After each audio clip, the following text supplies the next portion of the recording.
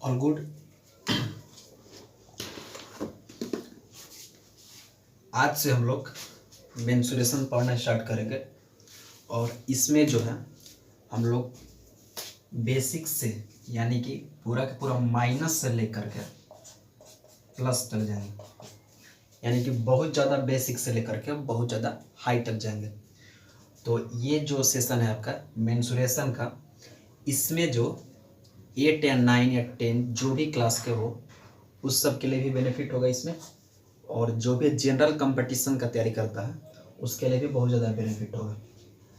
हम जो है जनरल कंपटीशन को भी ध्यान में रखते हुए उसको लेकर चल रहे हैं, लेकिन कभी कभी क्या होता है कि जनरल कंपटीशन में तैयारी कर रहे हैं लेकिन मतलब पीछे का बेसिक हमको नहीं मालूम है, तो उसको भी मैंने ध्यान में रखते हुए यहाँ पर हम पढ़ाई स्टार्ट करेंगे। तो यहाँ पर हम लोग चालू करते हैं। यहाँ पर मेंसुरेशन यानी कि क्षेत्र मेदी, जो कि एग्जाम में बहुत ही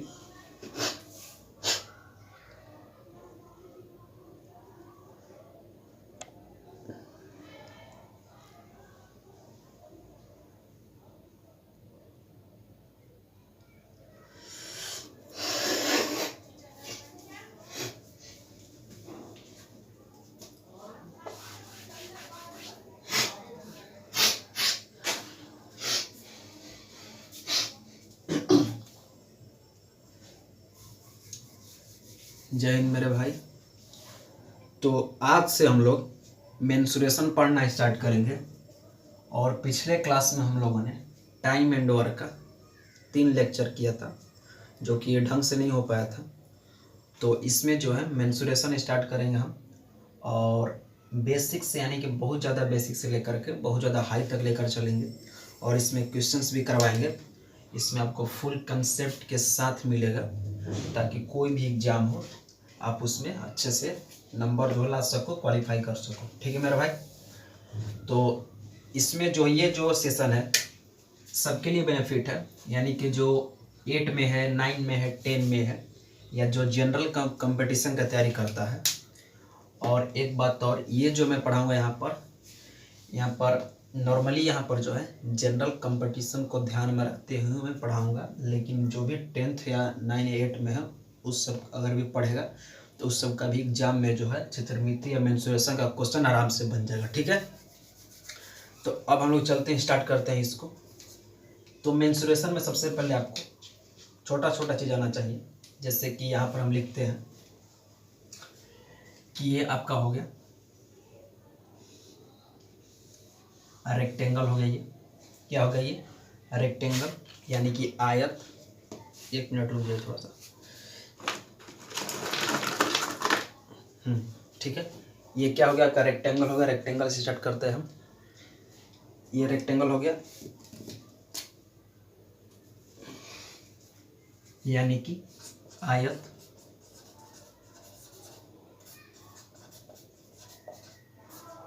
आयत यहाँ से स्टार्ट करते हैं। तो इसमें जो क्या होता है, इसमें जो है आमने सामने का साइड यानी कि ए बी सी डी नाम रख दिए। यानी कि यहाँ पर क्या होता है, A B equal C D. A B जो है सी डी के इक्वल होगा, साथ ही साथ ए बी जो है सी डी के पैरेलल भी होगा, यानी कि समानांतर भी होगा। ठीक है, सेम यहाँ पर ए डी जो है किसके इक्वल होगा, बी सी के इक्वल होगा, साथ ही साथ ए डी जो है बी सी के पैरेलल होगा। ठीक है, यहाँ पर 2 चीज़ मैंने लिखा है। ये रेक्टेंगल का हो गया। यहाँ पर जो है चारों के चारों एंगल कितना होता है मेरा, 90 डिग्री। कितना होता है मेरा, 90 डिग्री, यानी कि angle A equal angle B equal angle C equal angle D equal 90 degree. ठीक है, कितना होता है मेरा, 90 डिग्री। यहाँ तक हो गया। अब इसके आगे देखिए, अब यहाँ पर आता है कुछ फार्मूला, यानी कि एरिया ऑफ रेक्टेंगल ये कितना होता है मेरा, एल इंटू बी, यानी कि लेंथ गुणा ब्रेथ। कितना होता है, लंबाई गुणे चौड़ाई। ठीक है, तो यहाँ पर मेरा ये लेंथ माना जाता है और ये मेरा क्या माना जाता है, ब्रेथ माना जाता है। तो यहाँ पर लिखेंगे हम लोग ए बी गुणा बी सी इस तरीक़ा से, या लिखेंगे ए डी गुणा डी सी। दोनों बात मेरा बराबर है, दोनों बात मेरा क्या है, बराबर है यहाँ पर, ठीक है। अब इसके आगे देखिए, इसमें हम लोग छोटी छोटी चीज़ को पकड़ के चलेंगे। अब किसी भी चीज़ का हम लोग का परिमाप, परिधि, पेरीमीटर, सरकमफ्रेंस, ये सब चीज़ निकालना रहता है।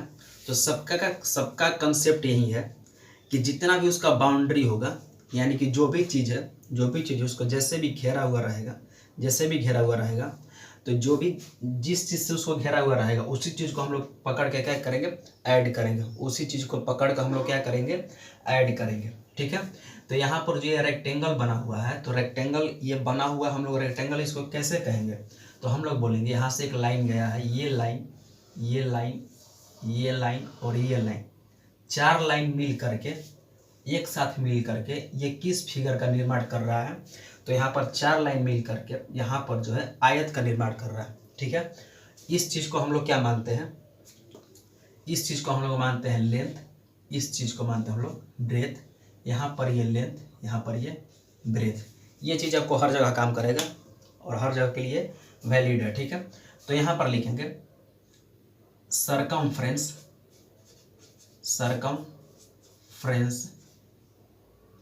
या परिमाप, हिंदी इंग्लिश दोनों में। एरिया तो सब बनता है, एरिया क्या होता है, एरिया मतलब क्षेत्रफल, यानी कि आयत का क्षेत्रफल होता है, लंबाई गुणे चौड़ाई, ठीक है। हम लोग डेली 30 मिनट का सेशन रखेंगे कि ज़्यादा बोर ना हो कोई। और इसमें जो है 30 मिनट में 28 मिनट में पढ़ाऊँगा ही, 2 मिनट बकबक करना पड़ता है। तो इस सरकमफ्रेंस परिमाप हो गया, किसी भी चीज़ का परिमाप, सारे के सारे बाउंड्री को क्या करेंगे, हम लोग ऐड करेंगे। तो यहाँ पर A B plus B C plus C D plus A D, ठीक है। तो ए बी का मेरा वैल्यू कितना है, यहाँ तक दिखाई दे रहा सबको, यहाँ तक दिखाई दे रहा, ठीक है। ए बी का वैल्यू मेरा कितना है, तो ए बी का वैल्यू बोलेंगे एल प्लस बी सी का वैल्यू कितना है, B plus L plus B, ठीक है। यहाँ तो हो गया, ऐड करते हैं 2l प्लस 2b हो गया। यहाँ से 2 कॉमन निकालेंगे, कितना हो जाएगा, l प्लस b। तो ये मेरा जो होता है आयत का परिमाप, यानी कि पेरीमीटर या आयत का परिमाप या पेरीमीटर, ठीक है। तो इस तरीका से ये मेरा फॉर्मूला जो है डिराइव होता है, इस तरीका से ये फॉर्मूला जो है मेरा डिराइव होता है, ठीक है। यहाँ तक हो गया ये चीज। अब इसके बाद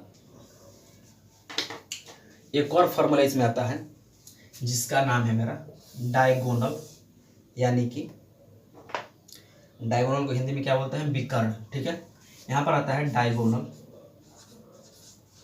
डायगोनल यानी कि विकर्ण हिंदी में। तो आयत का विकर्ण यानी कि डायगोनल ऑफ रेक्टेंगल, आयत का विकर्ण यानी कि डायगोनल ऑफ रेक्टेंगल कितना होता है, ठीक है मेरे भाई। तो ये हम कैसे निकालेंगे, ये आपका आयत हो गया, ये आयत हो गया, ठीक है। डायगोनल किसको हम लोग बोलते हैं, अगर हम एक कोना से तिरछा, सीधे नहीं, देखिए यहाँ पर कितना कोना है, 1 कोना 2 कोना 3 4 कॉर्नर है यहाँ पर, ठीक है। यहाँ पर कितना कॉर्नर है, 4 कॉर्नर है।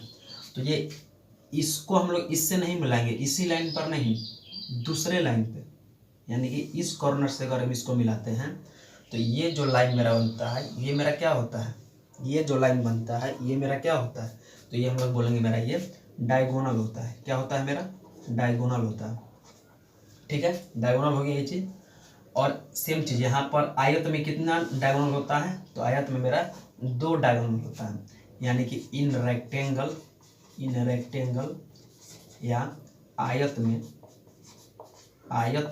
कितना डायगोनल होता है, 2 डायगोनल होता है। इस चीज़ को लिख लेंगे हम लोग, कितना डायगोनल होता है, 2 डायगोनल होता है, ठीक है। अब यहाँ पर देखिए, अब ये 2 डायगोनल होता है तो दोनों डायगोनल यहाँ पर हम खींच लेते हैं। ये पहला डायगोनल हो गया, ये दूसरा डायगोनल हो गया। तो पहला डायगोनल मेरा क्या है, BC है, और दूसरा डायगोनल मेरा क्या है, नहीं BC नहीं है, BD है मेरा, इसको करेक्ट कर लेंगे, BD है और AC है। तो यहाँ पर दोनों डायगोनल मेरा क्या होता है, इक्वल होता है। दोनों डायगोनल मेरा क्या होता है, इक्वल होता है, यानी कि B D equal S C. अब डायगोनल का वैल्यू मेरा कैसे निकलता है, तो हम लोग इतना फिगर को यहाँ से कट कर लेंगे। क्या करेंगे हम लोग, इतना फिगर को यहाँ से कट कर लेंगे। तो इस फिगर को हम लोग नीचे उतारते हैं, ये उतार दिए हम, ठीक है। ये कितना होता है, एल होता है, ये मेरा कितना होता है, बी होता है। यहाँ पर कितना डिग्री बनता है, 90 डिग्री बनता है। यहाँ पर कितना डिग्री बनता है, 90 डिग्री बनता है, ठीक है। तो 90 डिग्री के सामने वाला जो साइड होगा, 90 डिग्री के जो सामने वाला भुजा होगा, उसको हम लोग क्या बोलते हैं, हाइपोटेनियस। क्या हम लोग बोलते हैं, हाइपोटेनियस यानी कि कर्ण। क्या बोलते हैं हम लोग, हाइपोटेनियस यानी कि कर्ण। तो हाइपोटेनियस ये हो गया लेंथ और ये ब्रेथ, तीनों में एक मेरा रिलेशन स्थापित होता है, यानी कि संबंध एक स्थापित होता है। और वो जो संबंध मेरा क्या होता है, यानी कर्ण का स्क्वायर, कर्ण का स्क्वायर यानी कि हाइपोटेनियस का स्क्वायर इक्वल परपेंडिकुलर का स्क्वायर प्लस बेस का स्क्वायर, ठीक है। तो एच का स्क्वायर लिख दिए इक्वल पी मेरा कितना है, परपेंडिकुलर यानी कि लंब कितना है मेरा, तो बी है, ये बी स्क्वायर हो गया, प्लस बेस कितना है मेरा, बेस कितना है, एल है, यानी कि ये एल स्क्वायर हो गया। तो एच इक्वल कितना हो जाएगा, under root B square plus L square. कितना हो जाएगा, H equal under root B square plus L square. अब यही जो B square plus L square बना है मेरा, यही मेरा डायगोनल है। क्या है मेरा, ये डायगोनल है, यानी कि आयत। यहाँ पर एक मिनट, अच्छा यहीं पर है मेरा हाथ ही मेरा, यानी कि जो आयत होता है, यानी कि रेक्टेंगल का डायगोनल ऑफ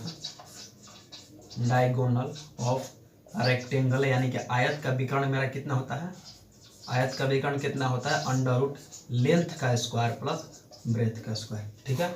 कितना होता है मेरा, लेंथ का स्क्वायर प्लस ब्रेथ का स्क्वायर। यहाँ तक हो गया, इसको अब ध्यान से देखिए, ठीक है मेरे भाई, यहाँ तक हो गया ना। अब हम इसको मिटा देते हैं, इसको अब हम मिटा देते हैं। आप लोग पॉज करके देख लीजिएगा, आप लोग पॉज करके इसको देख लीजिएगा, रुक कर देख लीजिएगा, ठीक है। इसके बाद हम मिटा रहे हैं। चलिए मैंने अब इसको मिटा दिया है।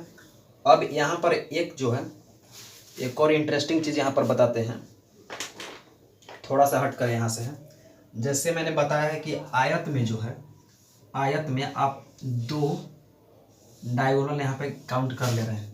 यहाँ पर जो आयत में आप दो विकर्ण को गिन ले रहे हैं, ठीक है, गिन ले रहे हैं। अब अगर हमें ये पूछे, अगर ये पूछे कि ये आपका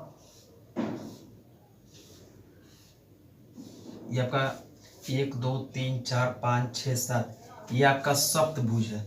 कौन सा है ये, सप्तभुज है, और यानी कि हेप्टागन है, हेप्टागन। ये कौन सा है, ये हेप्टागन आपका फिगर दे दिया। अगर हम ये पूछे कि इसमें आपका कितना डायगोनल होगा, अगर ये पूछा जाए कि इसमें कितना विकर्ण होगा, कितना विकर्ण होगा, तो इसको गिनना थोड़ा सा मुश्किल होगा, ठीक है, इसको गिनना थोड़ा सा मुश्किल होगा। यानी कि ऐसे से हम लोग करेंगे, ऐसे ऐसे करेंगे, ऐसे यानी गिनते रह जाएंगे। तो इसके लिए छोटा सा का फार्मूला होता है, वो फार्मूला का क्या होता है, number of diagonal, number of diagonal किसी भी पॉलीगन, इसको हम लोग क्या बोलते हैं, पॉलीगन बोलते हैं, यानी कि बहुभुज, पॉलीगन यानी कि बहुभुज, ठीक है। क्या बोलते हैं, बहुभुज, यानी कि number of diagonal in any polygon, in any polygon, यानी कि बहुभुज, बहुभुज, ठीक है। ये कितना होता है, n इंटू n-3/2। इसको ध्यान रखिए, कितना होता है, n इंटू n-3/2। इसको हम यहाँ पर थोड़ा सा प्रूव भी कर देते हैं, ठीक है मेरे भाई। तो अब देखिए यहाँ पर हम एक ये वाला लेते हैं, इसमें मेरा कितना डायगोनल है, इसमें कितना डायगोनल है, 2 डायगोनल है। अब यहाँ पर n का वैल्यू क्या डालेंगे, यहाँ पर n का वैल्यू क्या डालेंगे, तो n जो है, n यानी कि ये जो है number of sides, number of क्या है मेरा, साइड्स, यानी कि नंबर ऑफ साइड्स बोलने का मतलब भुजाओं की संख्या। क्या है मेरा, भुजाओं की संख्या। फिगर दिखाई दे रहा है यहाँ तक, क्या है मेरा, भुजाओं की संख्या। यानी कि ये जो आयत है इसमें मेरा कितना भुजा है, तो 1 2 3 4, कितना भुजा है मेरा 4 है, तो n का वैल्यू मेरा कितना हो जाएगा 4 हो जाएगा। ठीक है, अब हमें यहाँ पर 4 रख कर देखते हैं, यानी कि 4 × 4 -3 बटे में 2, तो ये कट गया 2 2 × 4 में 3 गया 1, ये कितना हो गया 2। तो यहाँ पर जो वैल्यू आपका आएगा ये किसका वैल्यू होगा, नंबर ऑफ डायगोनल यानी कि विकर्णों की संख्या का किसमें, एक पॉलीगन में यानी कि बहुभुज में। ठीक है, ठीक है यहाँ तक, यानी कि बहुभुज में। ठीक है मेरे भाई, अब यहाँ पर छोटा सा क्वेश्चन ले लीजिए, हमेशा पूछते रहता है कि ये क्वेश्चन कि ये जो आपका क्या हो गया, इसके बारे में सबको मालूम है, ये आपका हेक्सागन यानी कि षटभुज, हेक्सागन यानी कि षटभुज, षटभुज हो गया। ठीक है मेरे भाई, षटभुज हो गया। अब यहाँ पर आपको नंबर ऑफ डायगोनल बताना है कि कितना यहाँ पर विकर्ण होगा। ठीक है, कितना विकर्ण होगा, तो सेम फार्मूला इसको यूज करेंगे। यहाँ पर कितना साइड है यानी कितना भुजा है, 1 2 3 4 5 6 भुजा है, 1 2 3 4 5 6 भुजा है। ठीक है, तो n का वैल्यू कितना हो जाएगा 6 हो जाएगा। अब 6 यहाँ पर रखते हैं, तो 6 × 6 - 3/2, तो 2 से कट गया ये 3, यानी कि 6 में 3 गया 3 है, कितना इसका आंसर है 9, यानी कि इसमें जो है मेरा कितना डायगोनल होगा 9 डायगोनल होगा। ठीक है, इसमें कितना डायगोनल होगा मेरा 9 डायगोनल होगा। अब हम 9 डायगोनल के यहाँ पर गिन देते हैं। देखिए, पहला डायगोनल, दूसरा डायगोनल और ये तीसरा डायगोनल, हम यहाँ पर 3 डायगोनल को गिन दिए हैं। ठीक है, अब देखिए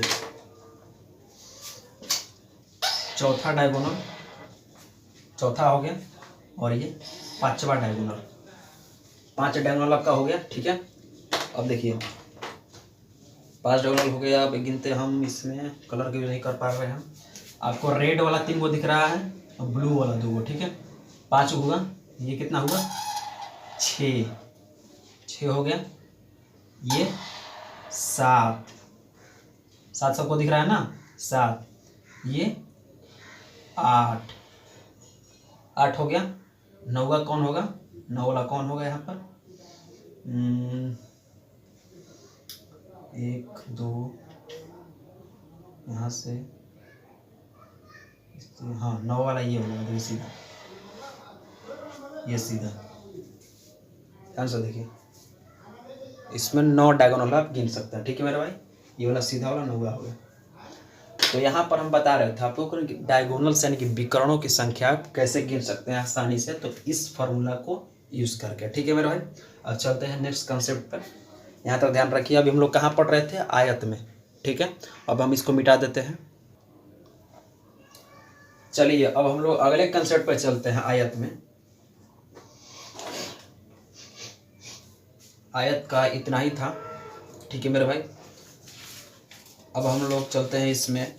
आपका आयत के बाद आता है वर्ग, क्या आता है आपका वर्ग, वर्ग आता है। वर्ग का कैसा फिगर होता है, ये आपका वर्ग का फिगर हो गया। ठीक है, यहाँ पर ये ए, यहाँ पर बी सी डी हो गया। इसमें चारों के चारों साइड एक दूसरे क्या होता है, इक्वल होता है। चारों के चारों साइड इसमें क्या होता है, एक दूसरे के इक्वल होता है। ठीक है मेरे भाई, छोटा सा आयत में कुछ कंसेप्ट छोटा सा छूट गया है, ट्रायंगल उसमें बनता है, उसको हम इसके बाद बताते हैं।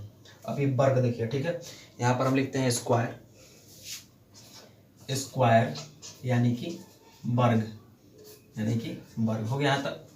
इसमें क्या होता है, all sides are equal, all sides are equal to each other, यानी कि A B equal B C equal C D equal A D हो गया। A B equal B C equal C D equal A D हो गया यहाँ तक। ठीक है मेरे भाई, अब देखिए यहाँ पर A B equal B C equal C D equal A D. इसके बाद यहाँ पर क्या होता है, ऑल एंगल्स यानी कि angle A equal angle B equal angle C equal angle D कितना होता है, ये 90 डिग्री। सबके सब कितना होता है, ये 90 डिग्री हो गया यहाँ तक। 90 डिग्री हम कर लिए, ये बात सबको मालूम है। अब आयत का ये वर्ग का परिमाप कितना होता है, सबको मालूम है। पेरीमीटर, पेरीमीटर या परिमाप, पेरीमीटर या परिमाप किसका, स्क्वायर यानी कि वर्ग का। कितना होता है ये? 4 इंटू भुजा यानी कि साइड हो गया। 4 इंटू भुजा कितना होता है ये? साइड हो गया मेरे भाई। अब यहाँ पर देखिए एरिया, एरिया यानी कि क्षेत्रफल। क्षेत्रफल कितना होता है? ये होता है मेरा भुजा का स्क्वायर। कितना होता है ये मेरा? भुजा का स्क्वायर। ठीक है, हो गया, ये भुजा का स्क्वायर हो गया मेरा, यानी कि साइड का स्क्वायर, साइड का स्क्वायर हो गया। यहाँ तक एरिया निकाल लिए, पेरीमीटर निकाल लिए। ठीक है, अब हम लोग निकालते हैं इसमें डायगोनल। डायगोनल कितना होता है इसका? डायगोनल थोड़ा सा पतला का दिख रहा है यहाँ पर, नहीं ठीक है। डायगोनल क्या होता है देखिए, डायगोनल डी से डिनोट करते हैं, ये होता है √2 इंटू साइड, √2 इंटू साइड। अब ये आया कहाँ से? तो हम लोग इतना फिगर यहाँ से उठा लेते हैं, इतना फिगर यहाँ से उठा लेते हैं। ठीक है मेरे भाई, तो यहाँ पे लिखे, यह फिगर यहाँ पर डाल दिए, हो गया।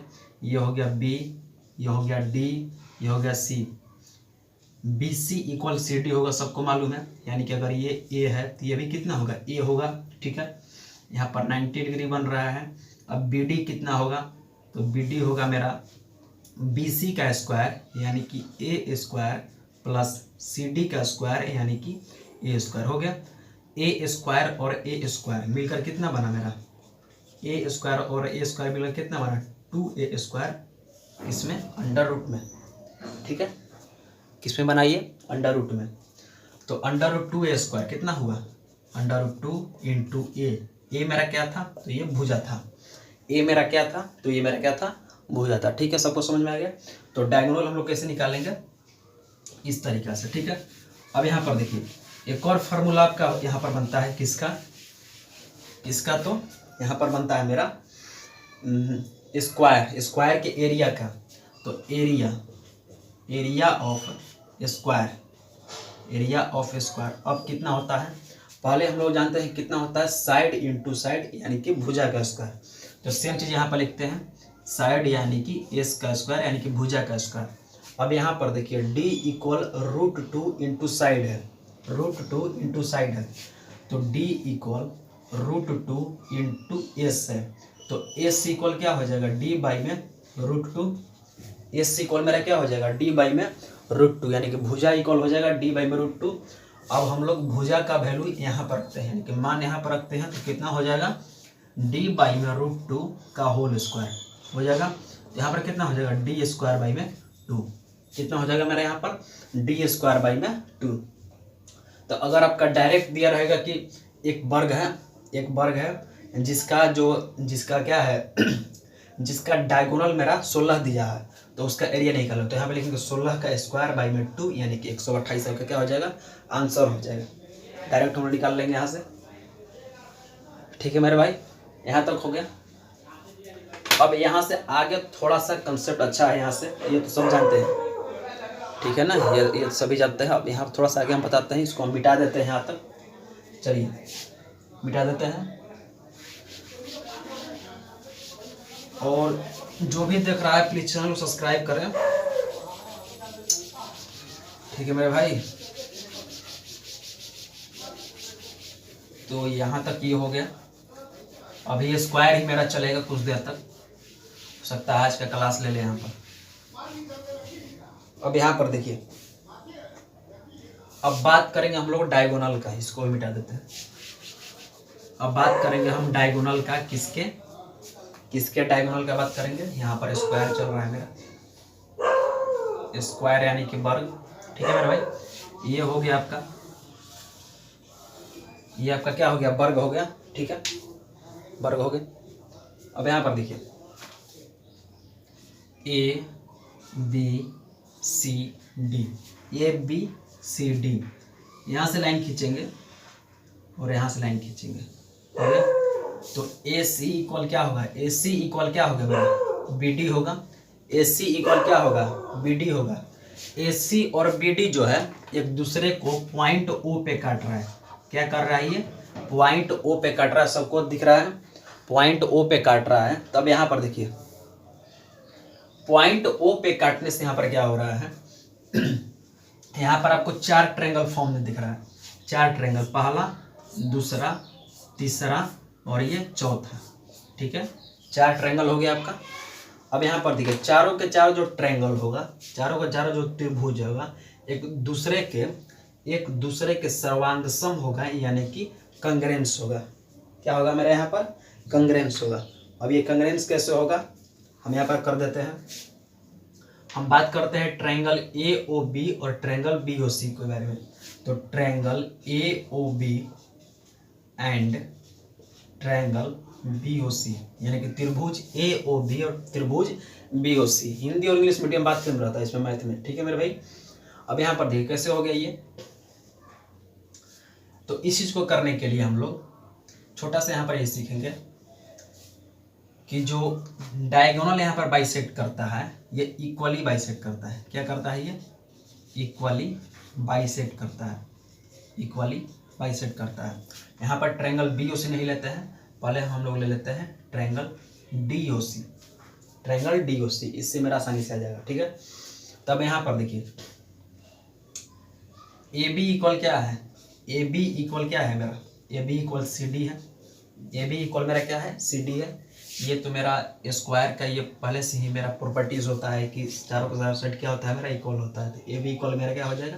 CD हो गया। अब उसके बाद देखिए ये एंगल और ये एंगल मेरा इक्वल होगा, ये एंगल और ये एंगल मेरा इक्वल होगा, ये एंगल और ये एंगल मेरा क्या होगा? इक्वल होगा। अब ये कैसे होगा इस बात को समझेंगे हम लोग। तो अब देखिए यहाँ पर ये स्क्वायर हो गया ना, यहाँ पर कितना बन रहा है? 90 डिग्री। यहाँ पर कितना बन रहा है? 90 डिग्री, 90 डिग्री, 90 डिग्री बन रहा है, ठीक है। तो यहाँ पर हम लोग ये बोलेंगे, यहाँ पर ये बोलेंगे कि ये लाइन जो है इस लाइन के क्या है? समानांतर है। क्या है मेरा? समानांतर है, ठीक है, समानांतर है। ये लाइन और ये लाइन एक दूसरे के समानांतर है। समानांतर होने का रूल क्या है मेरा? देखिए यहाँ पर ये लाइन हो गया, ऐसे हो गया। अगर एंगल A और angle B, angle A plus angle B equal, अगर यहाँ पर 180 डिग्री हो जा रहा है तो ये लाइन और ये लाइन दोनों क्या हो जाता है? समानांतर हो जाता है। अब यहाँ पर देखिए यहाँ पर आपको बन रहा है कितना? 90 डिग्री। यहाँ पर कितना बन रहा है? 90 डिग्री। तो 90 और 90 मिलकर कितना हो गया? 180।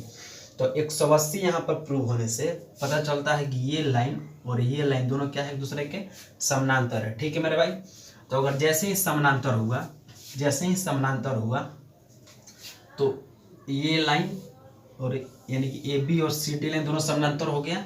ये आपका कौन सा हो गया? तिर्यक रेखा यानी कि ट्रांसवर्सल लाइन, तिर्यक रेखा यानी कि transversal line.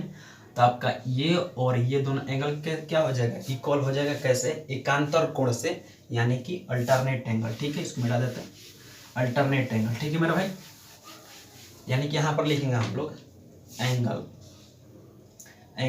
ABO equal angle CDO, ठीक है। ये दोनों अल्टरनेट यानी कि एकांतर कोण से, अल्टरनेट यहाँ पर लिख देते हैं अल्टरनेट, या हिंदी में एकांतर कोण से, एकांतर कोण, ठीक है मेरे भाई। हो गया। तो angle ABO equal angle CDO equal हो गया।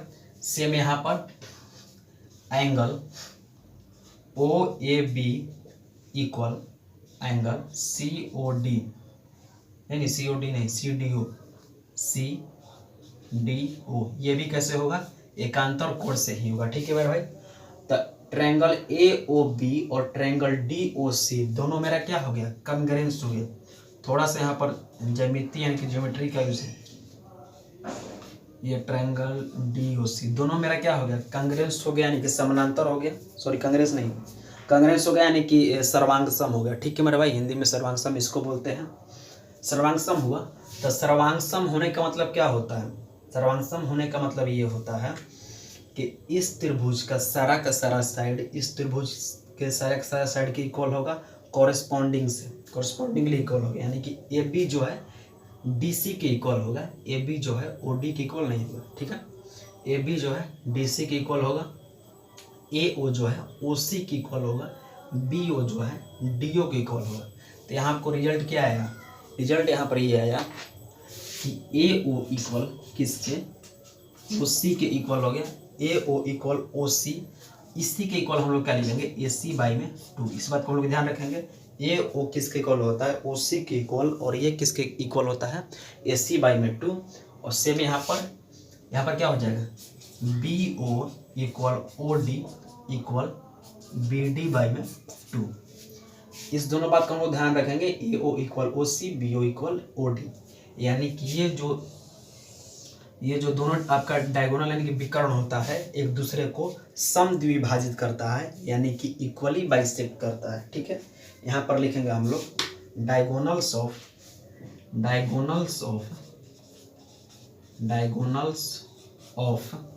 स्क्वायर यानी कि वर्ग, यानी कि आयत, सॉरी ये वर्ग का जो विकर्ण होता है इक्वली बाइसेक्ट यानी कि समद्विभाजित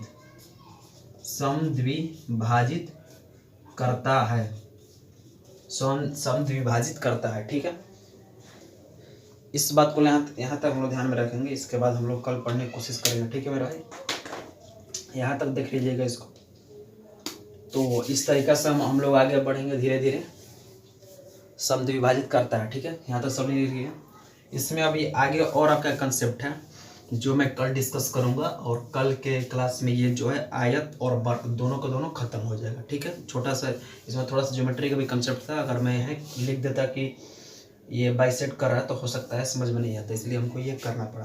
तो ये आप पहले से जानते हैं। इसमें यहाँ पर एक चीज़ और लिख लीजिएगा, ये कैसे होगा, तो ये जो होगा है मेरा एंगल साइड एंगल से, ठीक है, ए से यानी कि एंगल साइड एंगल। ठीक है, चलिए अब कल चलते हैं हम लोग। यहाँ पर इम्पोर्टेंट हम लोगों ने ये बात किया कि डायगोनल्स को कैसे काउंट करते हैं, तो इसी टाइप का इंटरेस्टिंग चीज़ जो है हम लोग यहाँ पर डिस्कस करेंगे। ठीक है, चैनल को सब्सक्राइब करिएगा। धन्यवाद। चलिए।